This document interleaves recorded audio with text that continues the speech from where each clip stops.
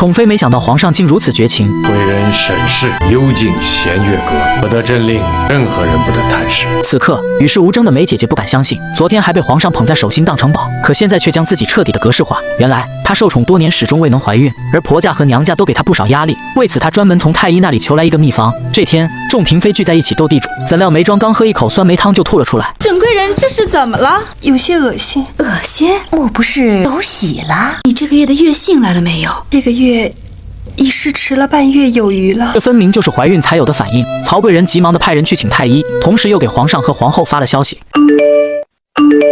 恭喜皇上，小主确有身孕，已1月有余。此话一出，胖菊马上翻看工作日记，果然发现时间和空间刚好吻合。接着，皇上要求众嫔妃向眉庄学习，坚持贯彻不生皇子绝不罢休的精神，为实现子孙满堂的伟大目标而奋斗。因此，眉庄就成了皇宫最大的网红。皇上不仅将一切资源倾向梅姐姐，还特意给她父亲加官进爵，更在58同城给她弟弟安排了一个称心的好工作。可接下来发生的事，却让眉庄从天堂掉落到地狱。此时，皇上像往常一样来看望眉庄，就在众人打算离开的时候，突然发现一个宫女行为怪异。等宫女被带到皇上面前后，大家才看清原来是眉庄的贴身奴婢，而她似乎受到了某种要挟。随即，她假装被吓得将包裹丢在地上，顿时从里面露出一些污秽之物。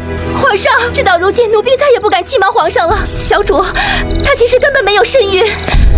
这些衣服也不是奴婢偷窃的，是小主前2天信息到了，弄污了衣裤，让奴婢去丢弃的。这些衣裤就是铁证啊！听闻此言，眉庄差点就晕厥过去，而皇上同样也没有好脸色。这就好比你刚刚得到女神的同意，又突然告诉你，对不起先生，您的体验已经结束。为了从医学上得到证实，皇上马上找来了2个妇产科的专家，然而他们的结论竟是出奇的一致。可眉庄却坚持说自己确实没来月信，怎料太医表示，沈贵人可能服用药物所致。其实2个太医都被华妃重金收买。数月前，厉贵人曾找臣要过一张推迟月信的方子，说是信长征不调，不易得孕，虽觉不妥，可小主口口声声说是为了龙毅着想。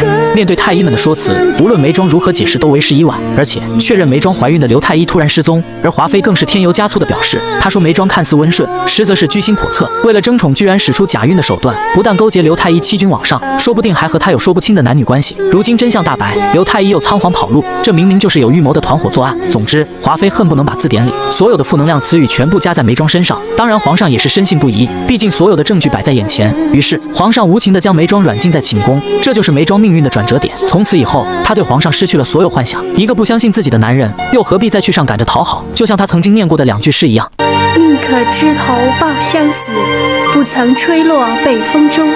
臣妾喜欢她的气节。就是这么温柔的女子，却有着像菊花宁折不弯的性格。可惜，在那个毫无女权的时代，她只能终其一生活在悲剧当中。然而华妃却不肯放过梅姐姐，居然在她的饭菜里做了手脚。有毒！